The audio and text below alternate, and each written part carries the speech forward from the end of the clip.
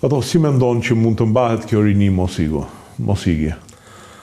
Nuk ka një formulë magjike, por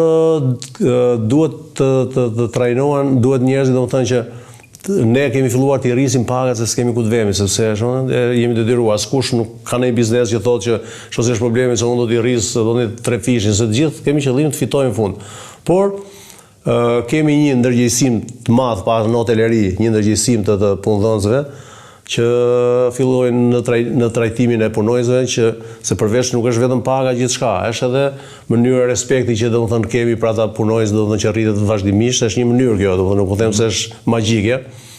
Ka punojës të cilët t'i bëjnë të ndihen mirë, familje që i bëjnë të ndihen mirë, kjo është një mënyrë domethënë që të ndihen ngrohtë, që të rrinë në vendin tonë. Ne shumë shpejt domethënë, sepse e kuptoj kemi filluar me 250, nuk ka rrogë pa 500 euro domethënë te kompanitë tona,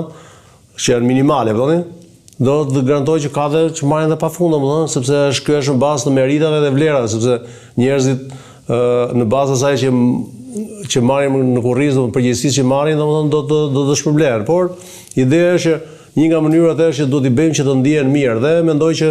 hoteleria po e bën punën e vet çdo vit edhe më mirë, sepse janë ndjen nevojën, e kuptojnë që ne mund të marrim një punojës tuaj edhe 500 euro, po ai na vetë 800 euro.